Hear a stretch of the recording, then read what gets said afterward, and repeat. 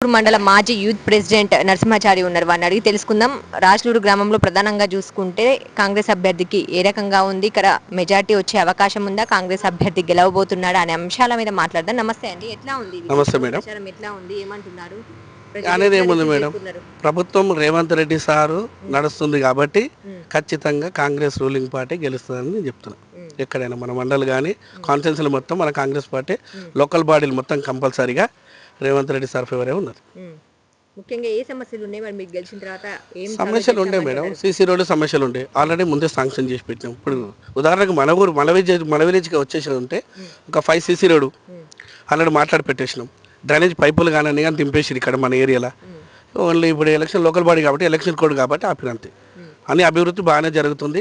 4th city కాబట్టి ఎవరికి ఇబ్బంది లేదు. అన్ని రకాలుగా రేవంత్ రెడ్డి ఆధ్వర్యంలో అన్ని అనుకూలంగా జరుగుతూనే ఉన్నాయి టోటల్గా. మరి ఎట్లా ఎన్ని ఓట్ల మెజార్టీతో గెలవబోతున్నారు, ఎట్లా ప్రపంచం సృష్టించబోతున్నారు రాజ్లూరు గ్రామంలో? రాజ్లూరు గ్రామం అంటే కాన్స్టిట్యున్సీలో మాత్రం ఒక 500 ఓట్ల మెజార్టీ తోటి మా క్యాండిడేట్ గెలుస్తుంది కంపల్సరీ. కాంగ్రెస్ పార్టీ 500 ఓట్ల కంపల్సరీ. కిచ్చన లక్ష్మారెడ్డి ఆధ్వర్యంలో ఇన్ఛార్జ్ కాబట్టి దీపా భాస్కర్ రెడ్డి మాకు ఫస్ట్ నుంచి దీపా భాస్కర్ రెడ్డి గిట పాపం చాలా రోజుల నుంచి కష్టపడుతుంది కాబట్టి కేఎల్ఆర్ సార్ ఇన్ఛార్జ్కి వచ్చింది కాబట్టి ఆ ఆధ్వర్యంలో కంపల్సరీ 500 ఓట్ల లీడ్ తోటి మీ దగ్గరికి నేను క్యాండిడేట్ తీసుకుని రాగలుగుతాను కంపల్సరీ.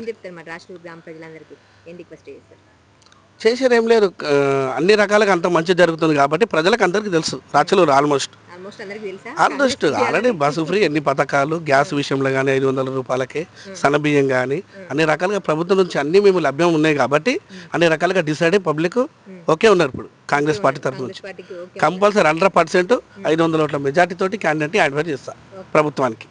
అప్పుడు ప్రభుత్వం మమ్మల్ని చూసుకోవాలి. దయచేసి రేవంత్ రెడ్డి సార్ దాకా ఈ వీడియో పోవాలని మీకు ధన్యవాదాలు తెలుపుకుంటున్నాను.